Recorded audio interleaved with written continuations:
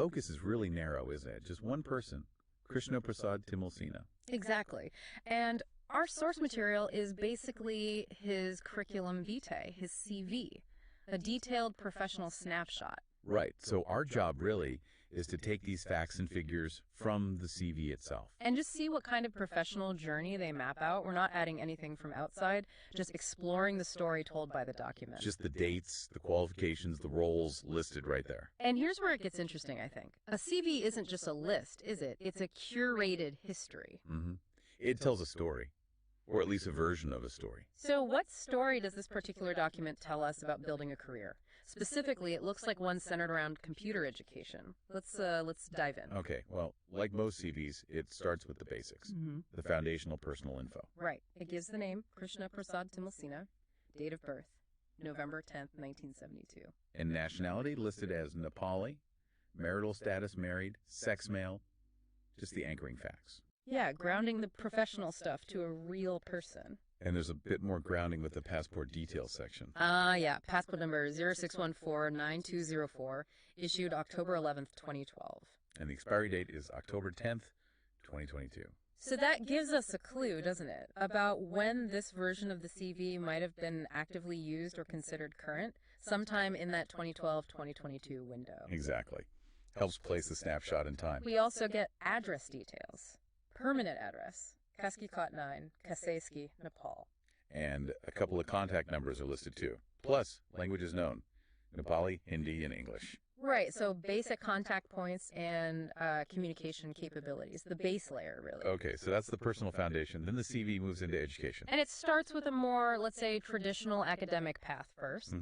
It lists a school leaving certificate, SLC, for the HMG Board of Nepal. That's dated 1991 AD.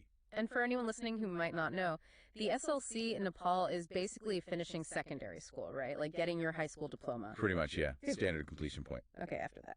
Then it lists intermediate, specifically I.com, from Tribhuvan University, Nepal, in 1994 AD.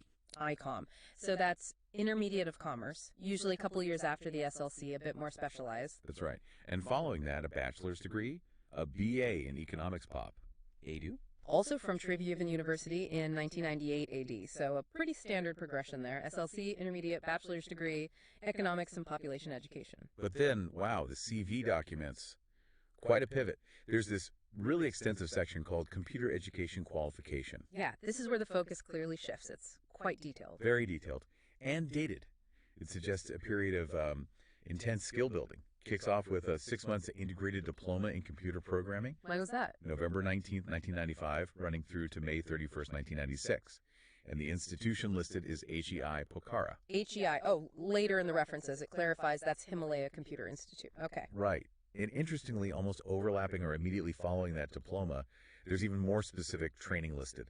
Foundational stuff, like DOS. Training in DOS from May 19th, 1996 to May 31st, 1996, so the very end of that diploma period. Wow, DOS. That definitely places it in the mid-90s. Absolutely. And then Windows 3.1 with Miss Word 6.0, that training ran from August 18th, 1996 to September 16th, 1996, both also at HEI Pokhara.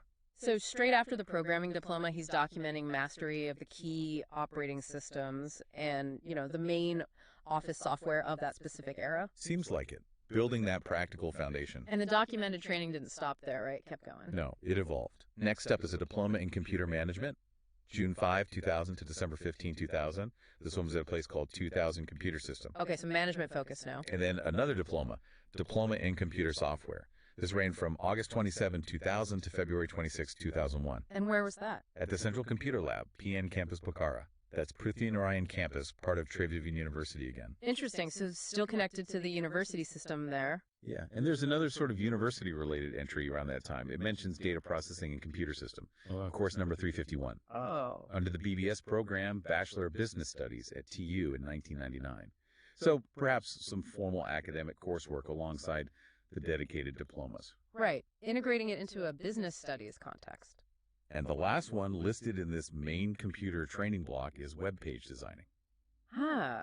Moving into web skills. When was that? March 1st, 2001 to September 3, 2001, at Informative Computer System in Andhari, Bombay. Okay, so if you look at that whole sequence, roughly 1995 to 2001, That's a packed period. It really is. You see a progression, don't you, from basic programming in OS Yeah, DOS, Windows 3.1. to broader things like management, software principles, data processing, and then specializing into web design. It really documents a focused effort to get a diverse tech skill set, just as that whole digital world was exploding. A deliberate path, it seems, of reskilling after his initial BA. There's one more training entry listed separately, isn't there? Yeah, just one line item, National Life Insurance Company, and the dates are 26/6/1218 to 26/6/1221. Ah, and those dates are Bikram Sambat. That's the Nepali calendar. Exactly. That's roughly, 56, 57 years ahead of the Gregorian calendar? Yeah. So this training was much later, probably around 2010 AD. Right. It's interesting seeing both calendar systems used in the one document. Kind of places it geographically. Definitely. So all this documented training, it naturally leads into the next section, work experience, applying those skills. Okay, what does it list there? First, computer teacher at Macha Puchra Ganodaya Boarding School. And the dates. Again in Bikram Sambat, 25/3054 to 25/4055. It notes 2 academic years. So 2053 BS would be around 1996-1997 AD, right after that initial burst of computer training. Makes sense. Applying the skills quite quickly, yeah. And then the second, and seemingly main, role listing. Yes. Computer instructor at Syntax Computer Education. And the dates here are July 15, 2002 to Till now. That's significant, especially if we link it back to that passport expiry date of 2022. Exactly.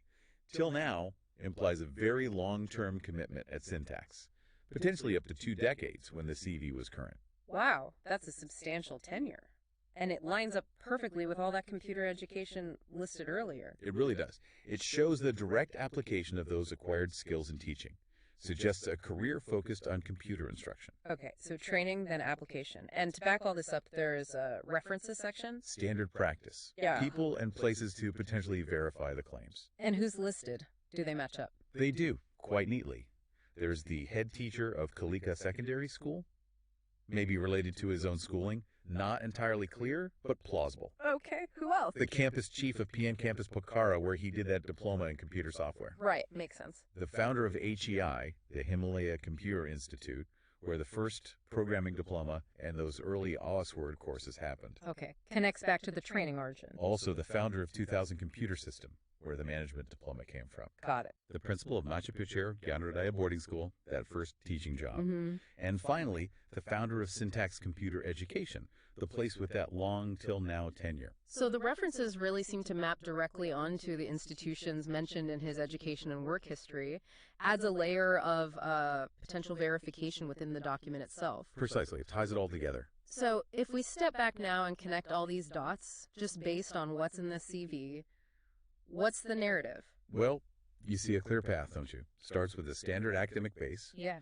the BA in economics and poverty. Right. But then a really significant documented pivot. This intense period of specific tech training in the late 90s, early 2000s. Acquiring skills in programming, OS, software management, web design, a whole range. And that training period is followed directly by applying those skills. First at the boarding school, then this very long-term role as a computer instructor at Syntax. So the CV tells the story of adapting to the rise of technology, actively acquiring the necessary skills, and then dedicating a career to teaching that knowledge.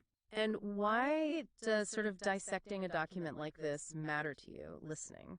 Well, I think it's a concrete example of how professional identity gets built and, crucially, documented over time. Yeah, it shows the value placed on specific, targeted skill acquisition. You can see the response to the tech boom right there in the training list. And think about your own career or learning path. A CV like this, it's the evidence, isn't it? The qualifications, the dated experiences. They build the case for your expertise. It really underscores that in fields that change fast, like tech, continuous learning is vital.